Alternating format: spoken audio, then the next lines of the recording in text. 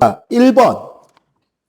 지금 저기 A, B, C, D에 해당하는 이름들을 봅시다. A가 섭입형 경계 호상열도다. 그죠?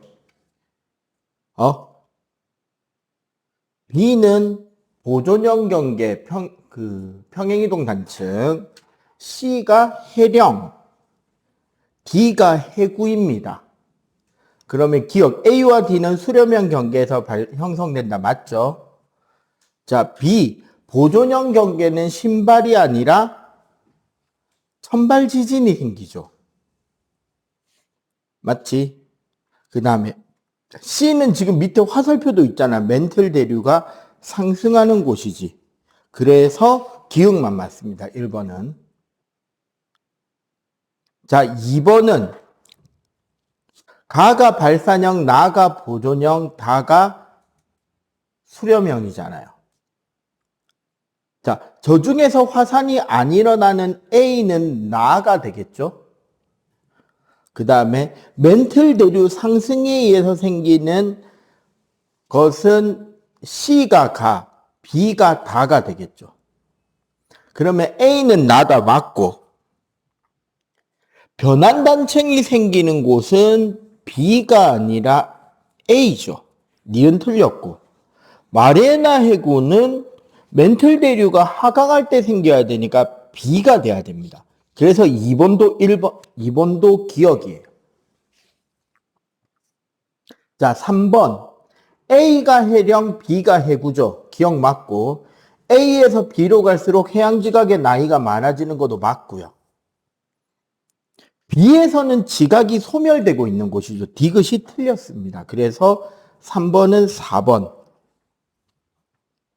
4번. 일본 열도 주변에서 발생한 지진인데 저 점 모양으로 봤을 때 B에서 A 쪽으로 갈수록 진원의 깊이가 깊어지죠. 그래서 기억, 판경계에서 해구와 호성열도가 발달한다. 여기 베니오프 되니까 맞습니다. A에서 B로 갈수록이 아니라 B에서 A로 갈수록 진원의 깊이가 깊어지고 있죠. 니은 틀렸고요. 태평양판이 유라시아판 아래로 섭입되고 있다. 이거 맞습니다. 그래서 기억 디귿 3번. 5번에 직권의 변화가 지구 시스템에 미치는 영향. 해저에서 지진이 생기면 지진 해일이 생긴다. 예. 화산재가 대기 중으로 분출되면 자, 화산재 때문에 생기는 거는 대기 온도의 하강입니다. 태양빛을 가려주기 때문에 니은 틀렸고요. 디귿. 화산에 포함된 다양한 성분은 비옥한 토양을 만들기도 한다. 맞습니다. 저기 필리핀이나 이쪽에 가면 흙이 까매요. 화산재 때문에 만들어지는 토양인데 농사 되게 잘 됩니다. 우리나라에서는 이런 화산재 토양이 어디에 가면 있냐면 철원에 가면 있어요. 경기도 철원. 그래서 경기도 철원에 나는 농작물들, 특히 쌀이 옛날에 임금님 진상품이기도 하고 그랬단 말이에요. 거기가 토양이 되게 비옥해집니다. 됐죠? 좀 이따가 쉬는 시간에 요 앞에 시험지 놔두면 되고, 자, 오늘자 수업 바로 들어갈게요.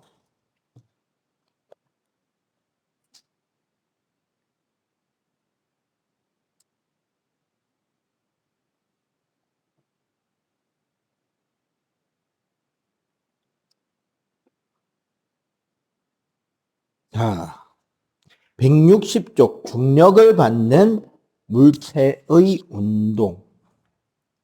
오늘 일단 여러분들은 뭐 그렇게 내가 진도를 우리가 많이 타이트한 것보다는 좀 세세하게 가르치고 싶기 때문에 중력에 대한 설명, 중력과 만유인력에 대한 설명, 그리고 우리 운동에 대한 기본적인 역학 개념들을 좀 배울 겁니다. 알겠죠?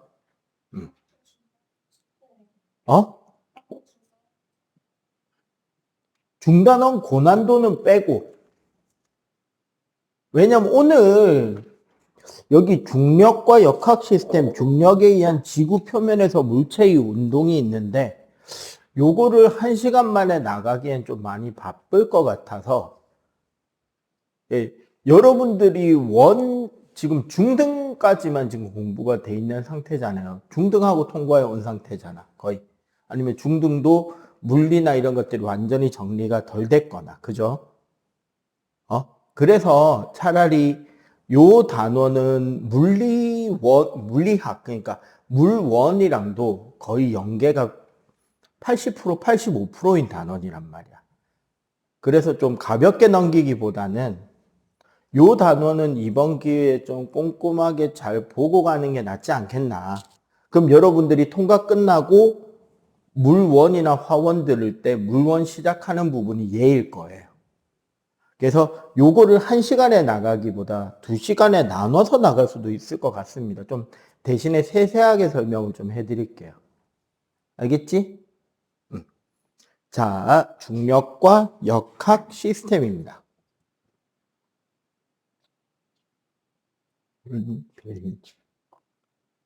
빌.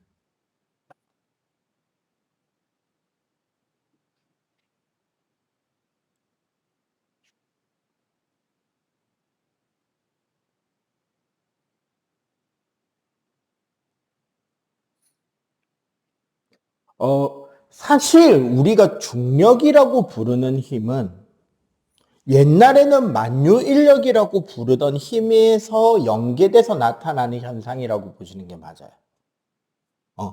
그래서 만유인력부터 설명을 차근차근 하는 게 좋을 것 같아요. 왜냐하면 요 힘에 대한 설명이 여러분들 학교로 치면 중1 과정의 학교 교과서에 여러 가지 힘이 있죠. 근데 되게 현상적으로 공식 같은 거 안 나오고 그냥 현상적인 설명만 하고 지나가잖아, 대부분은. 그래서 나중에 각각의 힘들에 대한 설명을 들을 거에 대비해서 좀 상세하게 설명을 해 나갈게요. 자,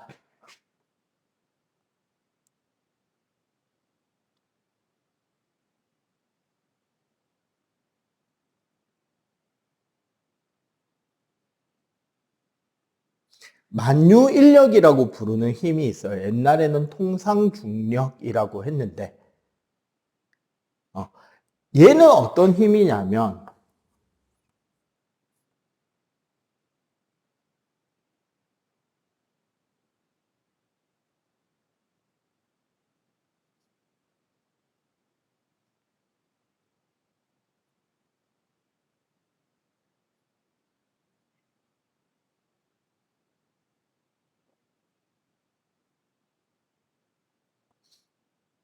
질량을 가지고 있는 물체는 기본적으로 자신의 질량에 비례하는 크기의 힘으로 다른 질량을 자신 쪽으로 끌어당기는 힘이 생기게 돼 있습니다.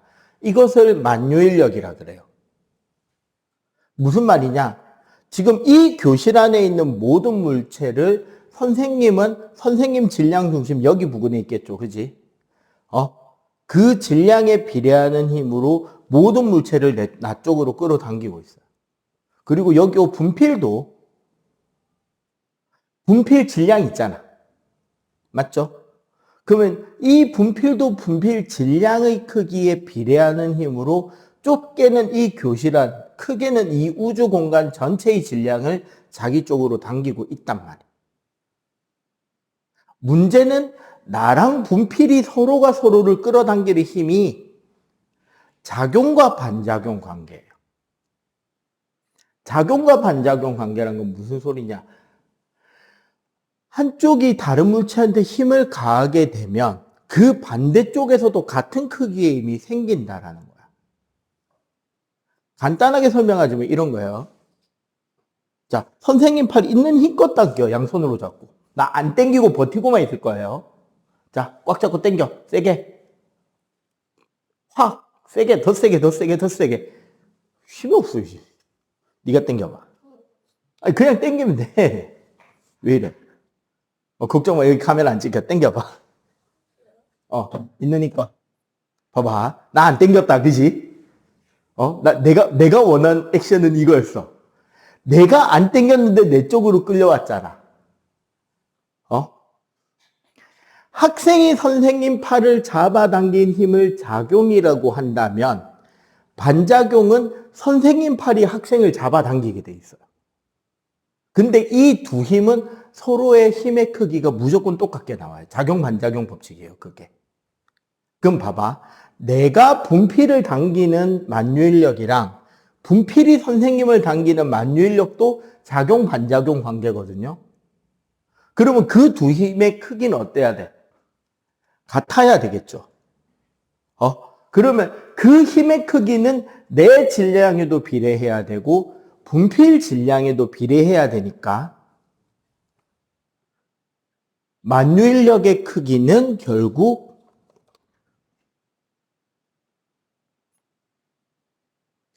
부물체 질량의 곱에 비례해야 돼요. 그리고 미적 총력, 떨어져서 작용하는 모든 힘들은 공간을 통해서 힘이 작용되기 때문에 그 힘의 크기는 전부 다 거리 제곱에 반비례하게 됩니다. 즉, 만유인력의 크기는 뉴턴이 찾아낸 만유인력 상수를 토대로 이런 공식으로 정리가 되게 돼 있답니다. 자, 그런데 우리가 그냥 중력이라고 부르는 힘은, 여기서 말하는 중력은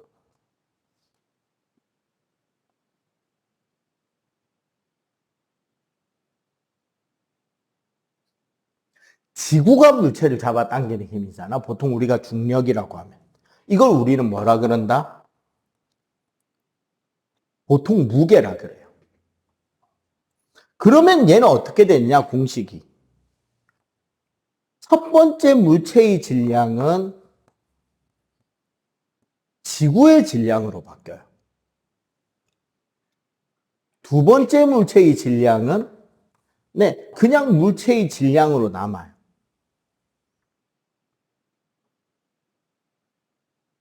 두 물체 사이의 거리는, 여기서 중요한 건 물체 사이의 거리라는 건 표면에서 표면까지가 아니라 무조건 어디에서 어디까지? 무게중심점에서 무게중심점까지를 잡아야 돼.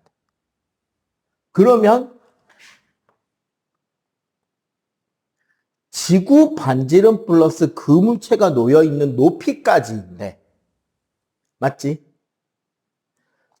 이렇게 공식을 잡으면 높이는 0으로 생략됩니다. 왜냐하면 지구 반지름이 너무 커요. 봐봐. 우리가 땅에서 제일 멀리 갈 수 있는 곳은 어디일까요? 여러분들이 가본 곳 중에. 땅에서 제일 멀리 떨어진 곳. 그치, 비행기겠지. 지구에서 제일 높은 산은 9km가 안 돼요. 지구에서 가장 깊은 바다는 11km 정도 돼요. 우리가 국제선 비행기를 타면 가까운 일본이나 필리핀 정도만 간다 그래도 보통 13km에서 15km 사이를 날아갑니다. 12km, 13km, 15km 정도를 날아요. 그러면 뭐가 보인다? 우리가 날고 있는 비행기 밑으로 구름이 쫙 깔려 있는 걸 볼 수 있게 된단 말이지. 거기가 10km거든. 구름 깔리는 높이가 10에서 11km예요. 그 위로만 다니잖아. 그런데 지구 반지름은 6,400km입니다. 평균. 그러면 6,400km에 10km 더 하든 빼든 제곱했을 때 그 크기 차이가 클까 작을까 별로 안 나겠죠. 그래서 높이는 생략해 주는 거예요. 이렇게 생략해 주고 나면 공식이 조금 모양을 바꿔요. 어떻게? 중력의 크기는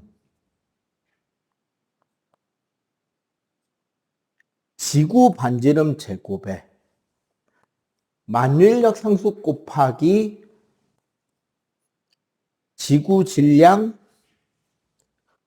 곱하기 물체 질량이 되는데, 요 앞에 대입한 얘네들이 전부 다 고정값이란 말이죠. 요걸 계산한 게 얼마였느냐?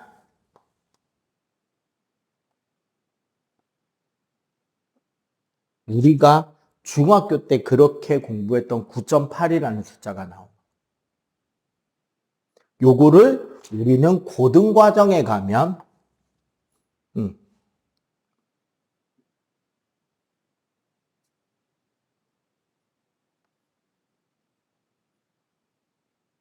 중력 가속도라고 부르면서 G라고 쓰고요. 평균 약 얘는 그냥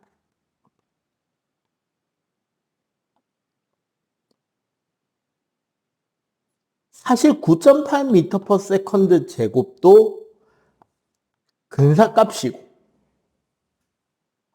귀찮은 거 줄인다고 아예 9.8 대신에 10m/s 제곱으로 써주기도 합니다. 이 부분은 두 가지가 나온 이유가 뭐다? 문제마다 다를 수 있으니 꼭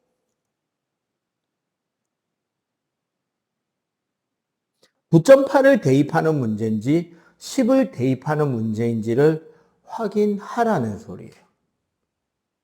참고로 요 공식하고 비슷한 공식이 하나 더 있어요.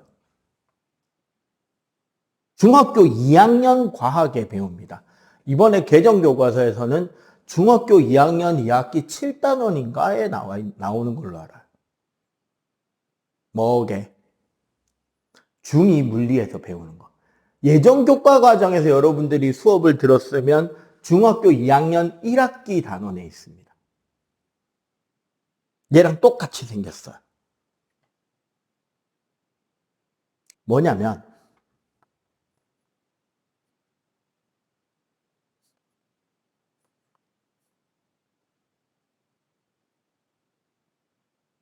쿨롱힘 혹은 쿨롱 법칙이라고 부르는 전기력 있지. 우리 정전기에 의한 힘. 얘 공식이 어떻게 생겼냐면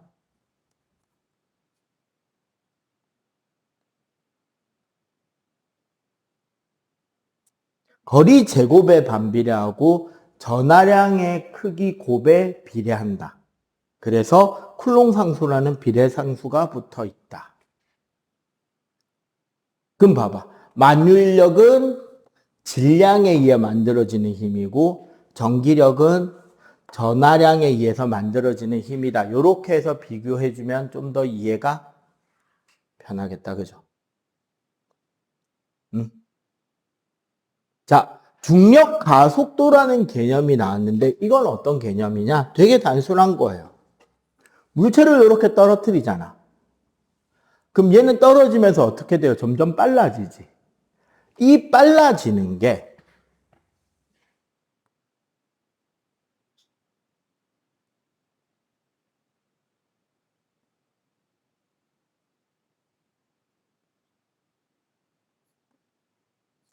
중력만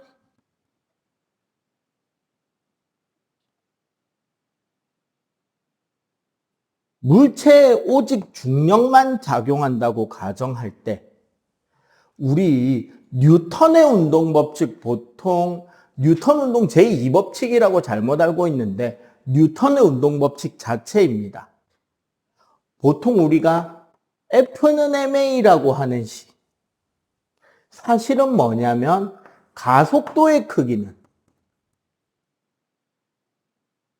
원래 얘가 뭐냐면 시간당 운동이 얼마나 변하는지에 대한 개념이 가속도인데 가속도의 크기는 뭐가 결정한다? 단위 질량이 받는 힘이 결정한단 말이에요.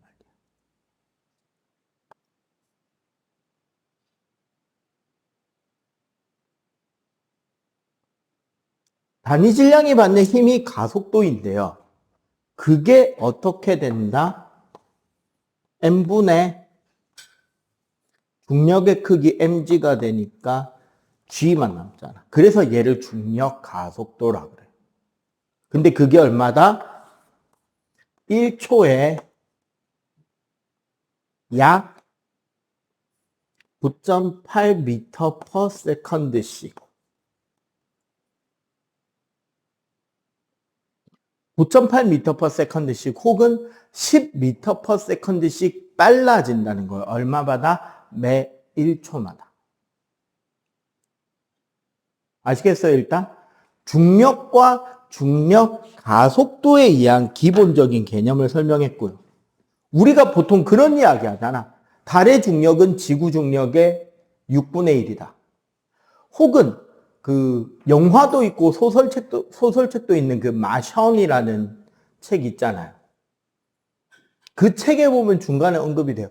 화성의 중력은 지구 중력의 약 절반 정도 된다. 직접 가서 측정한 게 아니고요. 방금 우리가 만들었던 요 개념 있지. 여기에 그 천체의 반지름, 뭐 달이면 달의 반지름, 화성이면 화성의 반지름, 그리고 그 천체의 예상 질량, 예상할 수 있거든요. 다른 천체들의 움직임을 바탕으로. 화성의 질량, 화성의 반지름을 대입했을 때 지구의 절반 정도.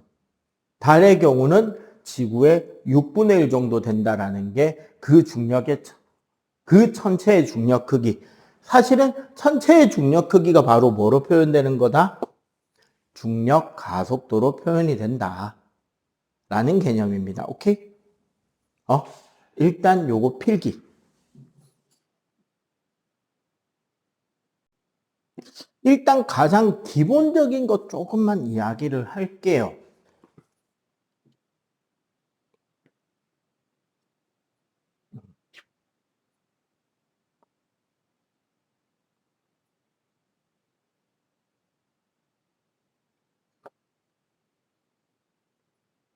자, 운동에 대해서 좀 배울게요. 중등과정 3학년에 있는 역학 파트 그 심화 연계라고 봐주시면 될 것 같은데,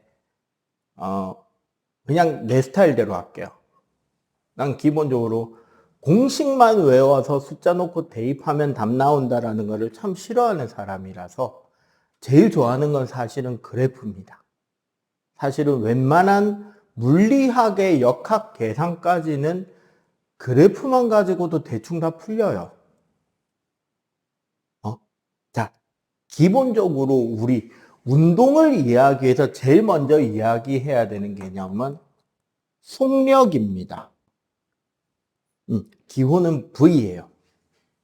우리 보통 속력은 어떻게 이야기한다?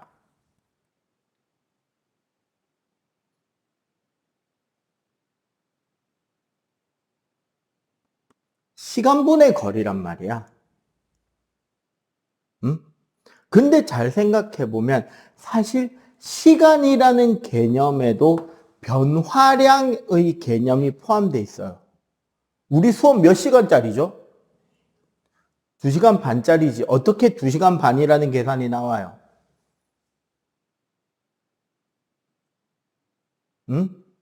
마치는 시간 7시 20분에서 맞지? 시작하는 시간 5시를 빼면 2시간 20분. 그러니까 대략 2시간 반 정도 되는 수업이라고 이야기를 하잖아. 그치? 움직이는 거리도 변화량의 개념이에요. 어디서부터 어디까지. 예를 들어 만약에 선생님 타고 다니는 차의 주행거리를 매일매일 체크한다면 오늘은 몇 킬로 달렸네, 내일은 몇 킬로 달렸네 하면은 어제 오늘 나와 있는 그 주행거리에서 어제 측정했던 거리만큼 빼면 선생님이 오늘 움직인 거리가 나올 거 아니야. 그지? 둘 다 변화량의 개념이에요. 그렇게 해서 만들어진 이 형태.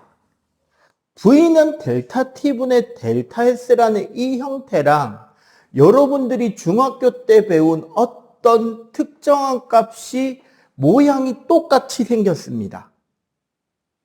뭐가 똑같이 생겼냐면 여러분들 1차 함수에서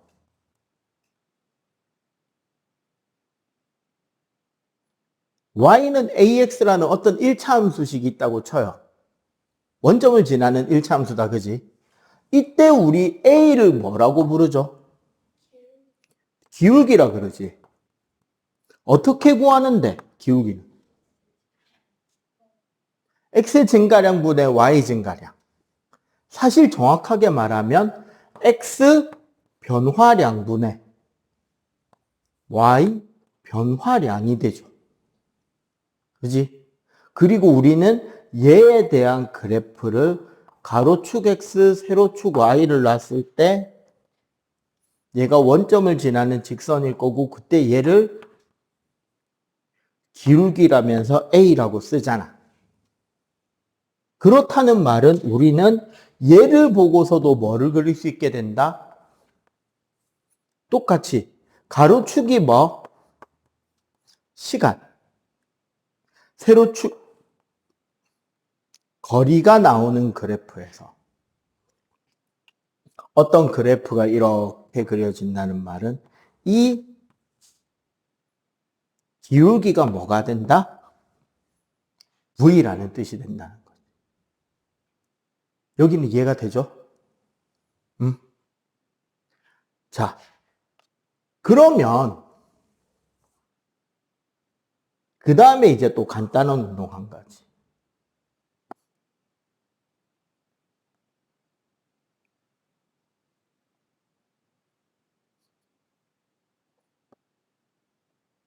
등속 직선 운동이라는 운동이 있죠. 이 문장을 해석하면 무슨 뜻이다? 직선. 방향이 어떠하다?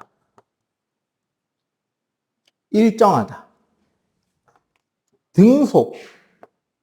뭐도 일정하다?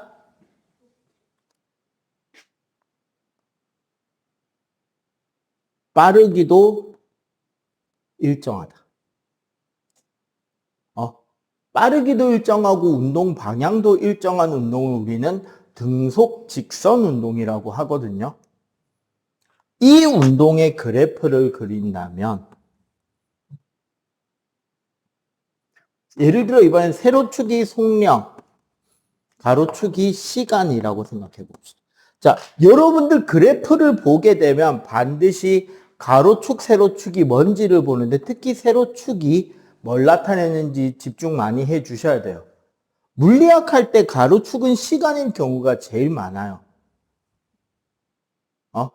시간당 어떻게 변하는지, 시간당 빠르기가 어떻게 변하는지, 시간당 가해지는 힘이 어떻게 변하는지, 시간당 위치가 어떻게 변하는지 등등등 계속 나온단 말이야. 그러면 등속이라 그랬으니까 이렇게 그래프가 그려지겠네? 요만큼이 뭐다? 속력이 될 거 아니야.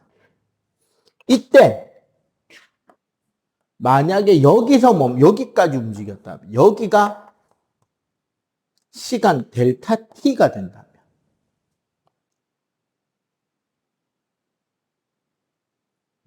우리는 이때 이 사각형의 넓이가 뭘 의미할까요?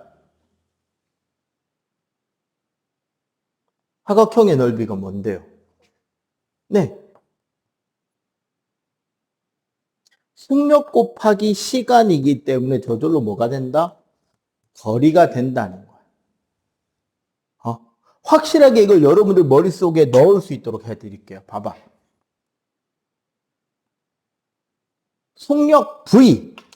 얘는 단위가 뭐냐면 저기 안 적었었는데 미터 퍼 세컨드예요. 속력 단위는.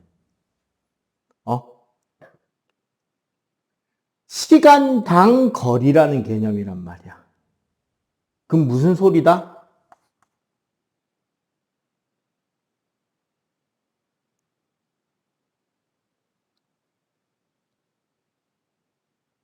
(1초) 만에 갈 수 있는 거리를 우리는 뭐라고 부른다?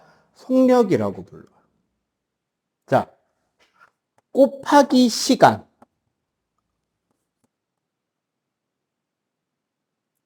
단위는 세컨드 단위, 초가 됩니다. 과학에서는 초를 써요. 얘는 뭐다? 곱하기 초를 했다라는 것의 의미가 뭐냐인 거지. 한번 확인해 볼까? 되게 쉬운 거예요. 잘 대답해 보세요. 3 곱하기 2랑 2 곱하기 3은 어떻게 달라요?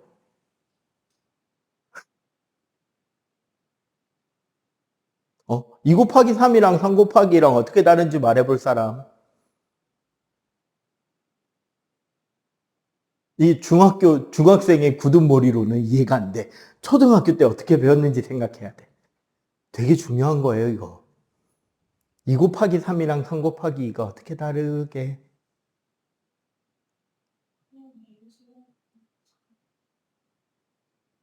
그거는 2의 3제곱과 3의 2제곱이죠. 곱하면. 그렇지.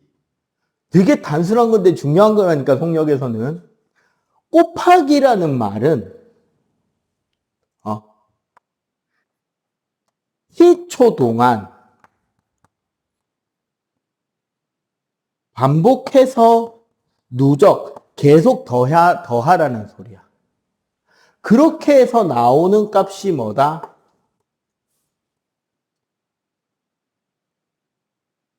이동거리 S가 되는 거예요.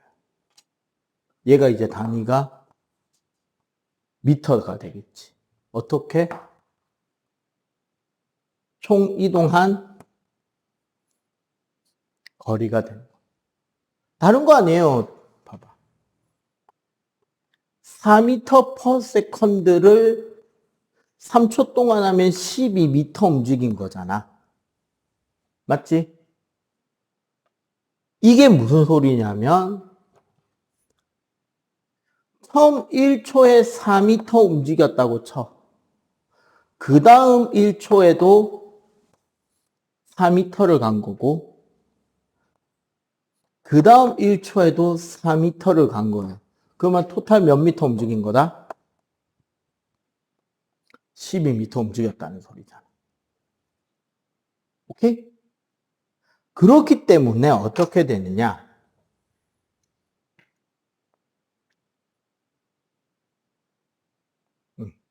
첫 번째, 결국 저 그래프에서 이동 거리는 시간과 비례관계죠. 맞지? 속력이 일정하니까 거리랑 시간의 비례관계죠. 얘 그래프가 뭐예요? 거리, 시간일 때 이렇게 나타난다는 소리잖아. 저기 있네. 저 그래프잖아요. 그리고 두 번째, 만약에 속력이 일정하지 않아도 우리는 어떤 개념을 이해할 수 있게 되느냐? 세로축의 속력, 가로축의 시간 그래프일 때 속력이 막 변하더라도 여기까지의 움직임을 이렇게 간격을 잘라서 그 표를 만들어 본다면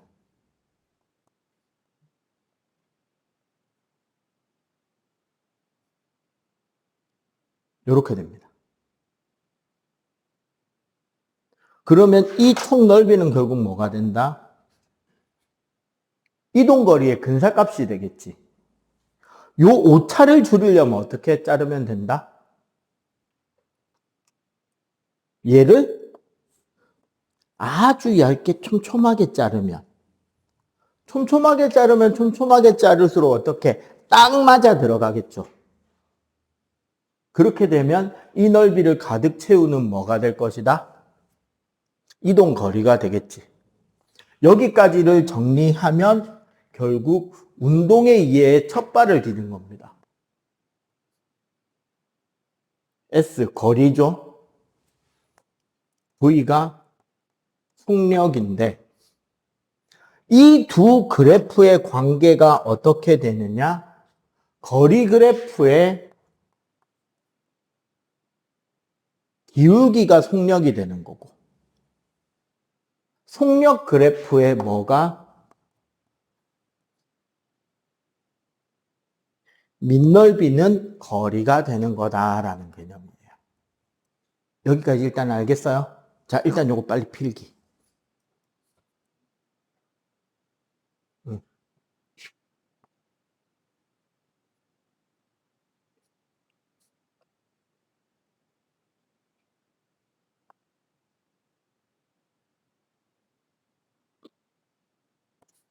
가속도 A. 지워졌네. 가속도라는 거는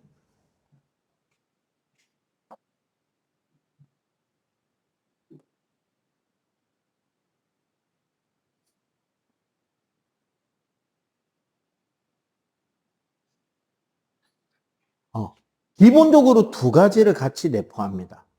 시간당 운동의 변화, 그 물체가 얼마만큼 운동이 변하느냐. 원래는 여기서 운동의 변화라고 하면 빠르기 말고 하나 더, 운동하는 방향의 변화를 이야기를 하는 거예요. 운동이 바뀐다는 거는 빠르기가 바뀌어도 운동이 바뀌는 거고 방향이 바뀌어도 운동이 바뀝니다. 단 우리는 통합과학이다 보니까 주로 빠르기 위주로 많이 생각하는 게 이해가 나을 거예요. 그런데 그 크기가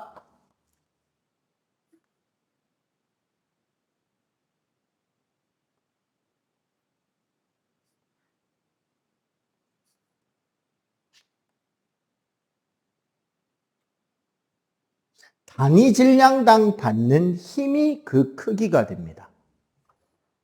그러니까 위에 거를 설명하면 A는 시간 변화분의 운동의 변화고 이 값 자체가 단위 질량당 받는 힘이 된다라는 거예요. M이 질량입니다. 우리 킬로그램 말하는 거야. 여기가 얘가 힘이죠. 단위가 뉴턴이 되겠지.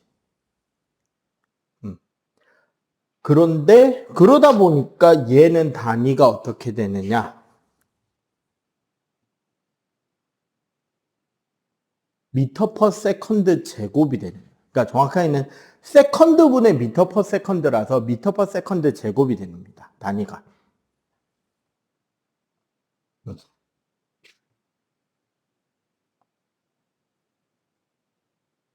자, 가속도 운동과 관련해서 우리가 이제 알아야 되는 포인트가 등가속도 직선 운동이라는 개념이에요.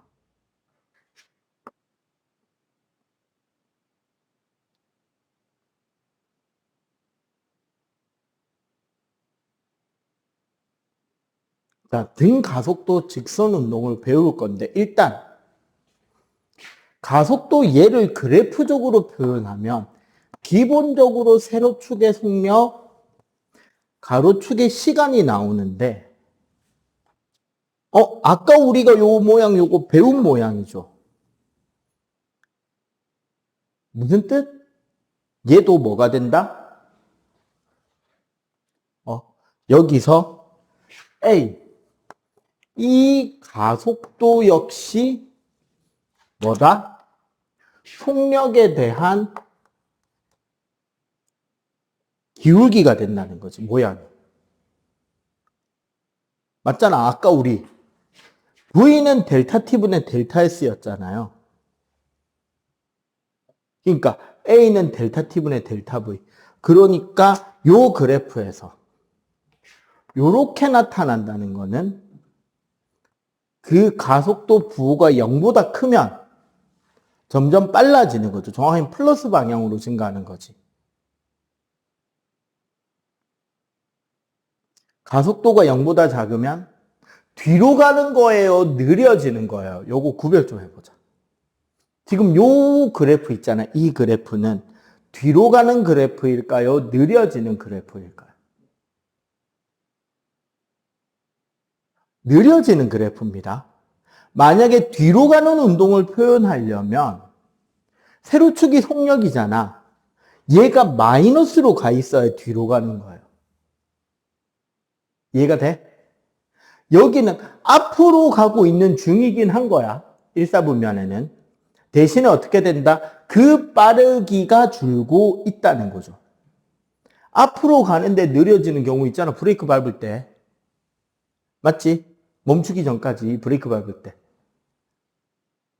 그러면 만약에 가속도가 0이면 이거 무슨 운동이죠?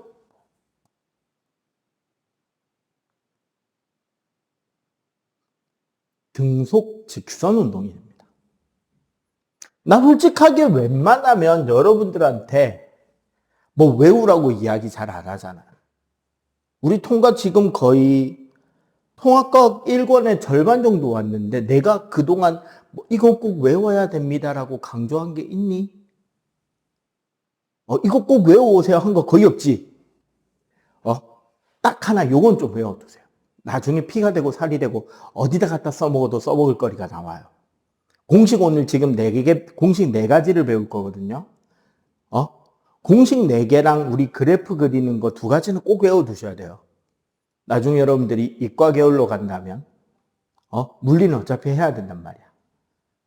자, 공식 4개가 근데 전혀 다른 데서 오는 게 아니라 요 식을 풀면 공식 4가지가 다 유도가 됩니다. 저 식을 풀어서 공식 4가지를 배우고 그 공식으로 문제 푸는 연습하고 중력에 대한 적용 딱 하고 나면 오늘 수업이 대충 끝나지 않을까 싶어요. 내가 오늘 전화기를 안 가져왔구나. 그 시계를. 딱 시간 맞겠네. 어떻게 되냐면요.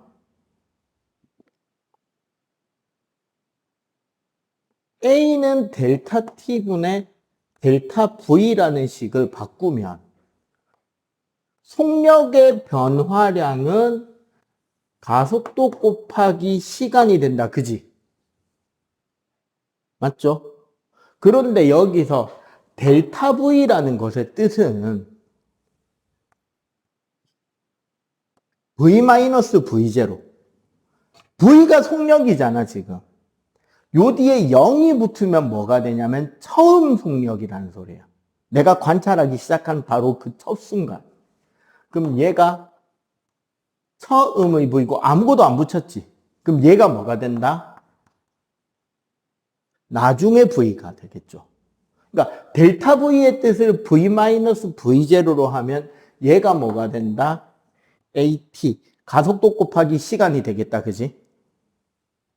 그래서 정리를 하면 나중 속도는 처음 속도 더하기 AT가 돼요. 맞지? 그리고 이 식으로 우리가 함수 그래프 그리기 좋게 살짝 바꿔본다면 난 이렇게 바꿔보고 싶어. V는 AT 플러스 V0.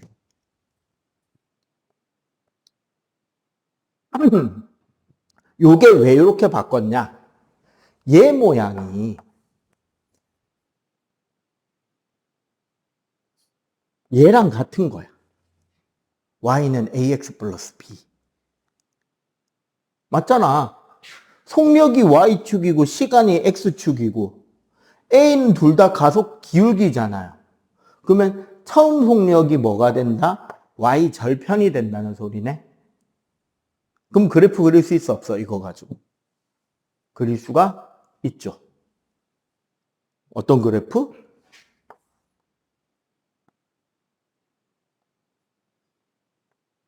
VT 그래프. 속력과 시간이 나타내지는 그래프. 거기에 처음 속력을 두고 기울기가 생길 거 아니야. 그럼 봐봐. 요만큼이 우리 T. 시간이죠. 그리고 여기가 V0. 그러면은 여기는 뭐 이래? 나중 속도 V가 되겠지. 맞지? 그럼 우리 요거 봐봐요. 요만큼이 뭐다? 지금 V0지? 여기서부터 여기가 뭐예요? V 빼기 V0니까 AT잖아. 그럼 봐봐. V는 V0 더하기 AT가 맞죠? 그지? 요 식이 맞잖아.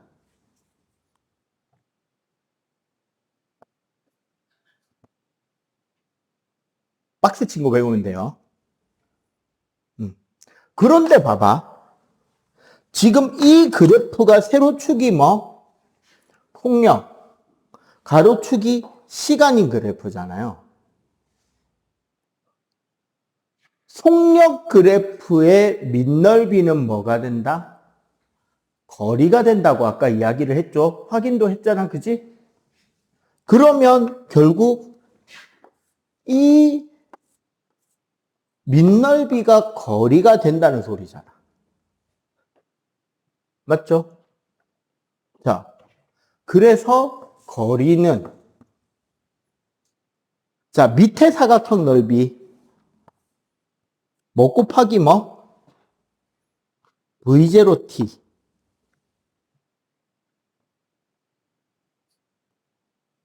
더하기 자, 위의 삼각형 넓이는 얘가 지금 A이긴 하지만 위의 삼각형 넓이는 밑변이 T, 높이가 AT, 삼각형이니까 반이잖아. 맞지? 그럼 뭐가 된다? 2분의 1 AT 제곱이 되죠. 요 식도 하나 더. 자, 그리고 원래는 이 두 식을 연립해서 t를 소거한 또 하나의 식을 찾아야 돼요. 그러려면 우리는 요 식에서 t는 a분의 v 빼기 v0라는 요 값을 여기랑 여기에 대입하면 될 것 같은데 제곱이라서 대입하기가 싫어요. 나도 싫은데 내가 너희들한테 시킬 리가 없잖아. 그럼 어떻게 하면 이동거리를 구하는 또 다른 식을 찾느냐? 얘 지금 무슨 도형이에요? 이건 무슨 도형이라 그러게? 사다리꼴이지. 사다리꼴 넓이 어떻게 구해? 사다리꼴 넓이 공식. 윗변과 아랫변을 더해서 높이를 곱하고 반으로 자르면 되지. 이동거리는 아랫변 더하기 윗변 곱하기 높이 이게 높이잖아 이제 나누기 2 하면 되지. 그리고 여기에 t 자리에 얘를 대입하는 거야. 그러면 t가 없어지겠죠 저절로. 그러면 s는 2분의 v 플러스 v0 곱하기 a분의 v 마이너스 v0가 되고 그지? 전에도 강조를 하고 늘 강조를 하지만 분모 놔두고 계산하면 틀립니다. 실수가 나와요. 그래서 분모를 없앱시다. 싸그리 넘길게.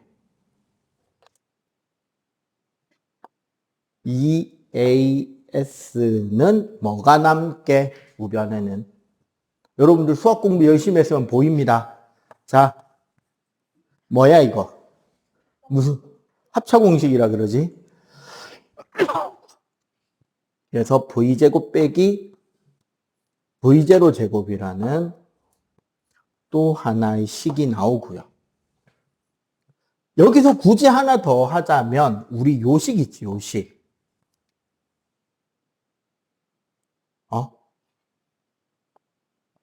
요식을 가지고 하나를 뽑아낼 수 있어요. 원래 요 뒤에 써야 되는데 좁으니까 요로 좀 올게요. 봐봐. S는 2분의 V 플러스 V0 T였잖아. 그럼 여기서 T를 넘기면 뭐가 돼요? T분의 S. 총 시간분의 거리지. 맞지? 원래 총 시간분의 총 거리는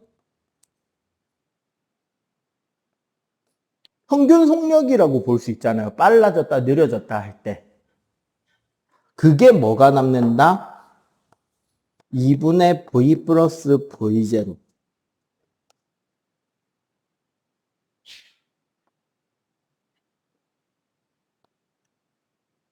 요 그래프에서 요 두 개의 딱 정중앙. 여기가 뭐가 된다? 평균 속력이 된다는 거예요. 그리고 평균 속력의 또 다른 재미있는 특징 중에 하나가 뭐냐면 우리가 요 시각을 t라 그러고 여기를 0이라고 생각하잖아. 그러면 요 평균 속력의 크기는 뭐이기도 하다? 2분의 t초일 때의 순간 빠르기이기도 하다는 거지. 알겠어요? 요거 되게 많이 쓰이는 규칙성입니다. 고등과정의 문제 풀 때. 그래서 요렇게 그래프에 대한 개념까지 싹 한번 정리를 해 주시면 좋겠어요. 요거 증명하는 과정 안 어렵거든요. 한 두세 번 써보시면 될 거예요. 집에서 복습하실 때. 그러면 요 공식들, 요걸 1번, 번호 붙여야지. 얘 1번, 얘 2번, 얘 3번, 얘 평균. 해가지고 공식 4개는 제발 꼭 좀 외워주셔야 됩니다. 알겠죠? 빨리 필기.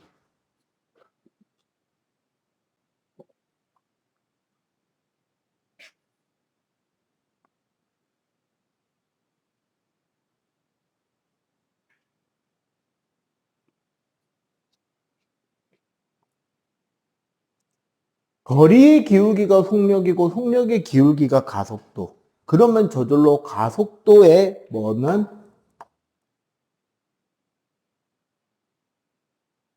밑넓이는 속력이 된다라고 봐도 되겠죠.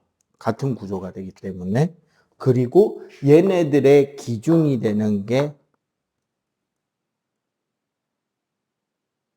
X축선산의 시간축이면은 이 규칙이 성립을 하게 됩니다. 그래서 방금 배운 공식들하고 개념들 가지고 풀 수 있는 문제를 하나 정도만 딱 적어 볼 테니까 한번 풀어보세요. 한 세네 가지 방법으로 풀 수 있거든. 근데 센스가 좋으면은 아마 바로 이해가 잘 될 것 같은데 30m/s로 달리던 차가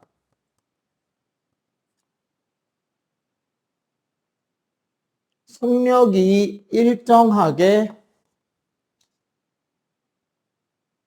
감소하여 4초 후 완전히 정지하게 됩니다. 차가 멈춰요. 응? 차가 멈추기 시작해서 멈출 때까지의 거리를 우리는 제동거리라고 하거든요.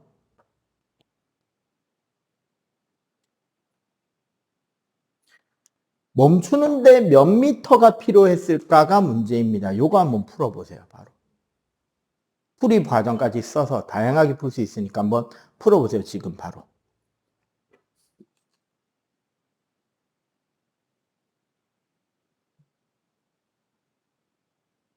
왜 이게 30m가 아니고 60m냐? 자, 여러분들 오늘 그 중력 우리 자유낙하 부분은 일단 오늘은 안 들어갈 거예요. 요 내용까지 마무리 짓고 좀 이따 62, 63, 62쪽 Q1, Q2, Q3 푸는 걸로 오늘 마무리 지을 건데 일단 요거 푸는 법부터 좀 가르쳐 드릴게요. 잘 봐봐. 원래 문제를 맞이하잖아요. 그러면 제일 먼저 여러분들이 해야 되는 0단계. 참고로 0단계는 선생님이 가로를 친 이유가 서술형 문제를 낼 수 있잖아요. 어떤 문제, 특히 계산 문제의 서술형. 그러면 0단계는 답지에 안 써도 되는 겁니다. 이게 어느 단원, 어느 개념 문제인지를 파악해야 돼요. 뭘 물어보고 있는 문제인지. 근데 여기에 이 말이 있죠. 속력이 일정하게 감소할 때. 속력이 일정하게 감소했다는 거는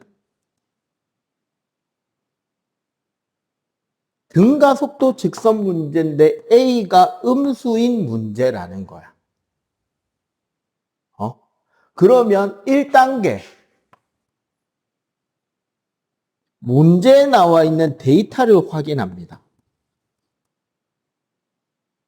자, 데이터 확인하는 게 다른 거 아니에요. 그냥 문제에 표시하는 거야. 봐봐. 30m/s V0지.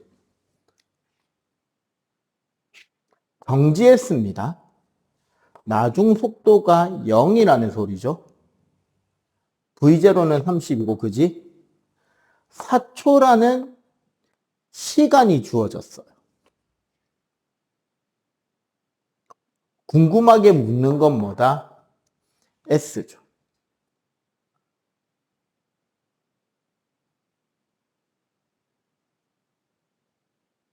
자, 그러면 여기서 우리가 선택해야 될 수 있는 길들이 몇 가지가 있어요.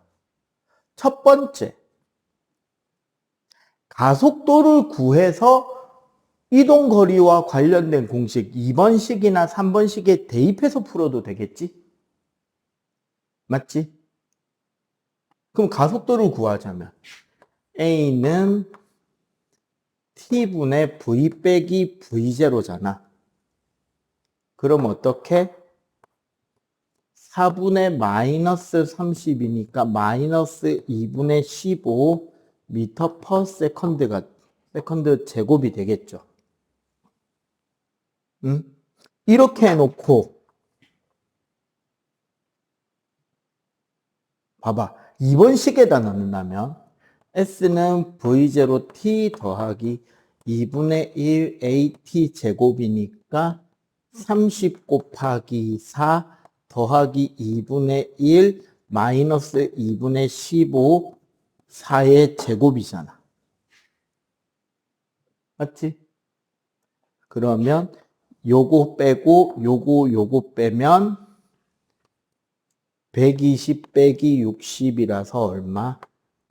60m. 혹은 EAS는 V제곱 빼기 V0 제곱에서 맞지? 2 마이너스 2분의 15S는 0제곱 빼기 30제곱. 그럼 얼마? 마이너스 15S는 마이너스 900. 그럼 플러스 해버릴 수 있잖아? 맞죠? 그러고 나누면 S는 60m. 혹은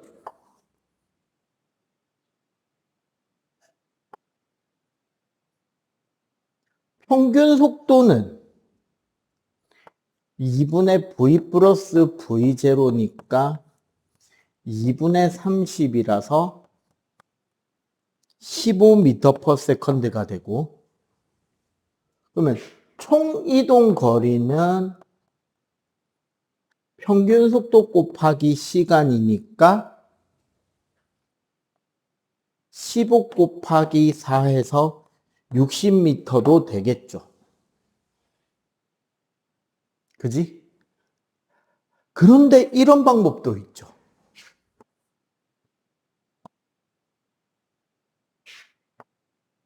뭐를 한다? 속력, 시간 그래프를 그려보는 거야. 봐봐. 이 표에서 속력의 개념이 되게 중요한 이유가 속력과 관련된 그래프를 그리잖아요. 그러면 기울기를 통해서 가속도도 알 수 있고 밑넓이를 통해서 거리도 알 수 있잖아. 맞지? 그럼 속력 시간 그래프를 그려봅시다. 처음 속력이 얼마라고요? 30이었잖아. 속력이 일정하게 줄었어요. 몇 초 만에 멈췄다? 4초 만에 멈췄죠. 속력 시간 그래프 밑넓이의 의미는 거리라 그랬잖아. 이 삼각형 넓이 얼마인데요? 네. 어떻게 풀어도 돼. 그런데 과정을 보니까 그지? 너무 공식에 매이지 말라는 소리예요. 그리고 방금 요거 한 걸 이거 쓴 방법은 봐봐. 처음 속력이 30, 나중 속력이 0이니까 평균 속도가 얼마란 소리야? 15라는 소리 아니야. 그러면 요 사각형 넓이도 뭐가 된다? 이동 거리가 된다는 거죠. 15 곱하기 4 얼마? 60.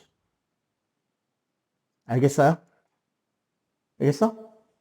자, 그러면은 여기 그 중력에 의한 물체의 운동 변화는 다음 주에 들어가기로 하고 지금 뭐 하느냐? 162쪽에 Q1, Q2, Q3가 있거든요.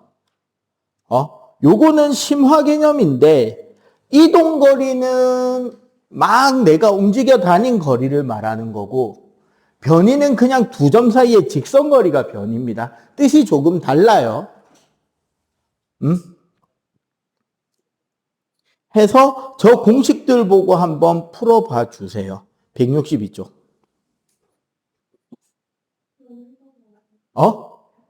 위치 변화량.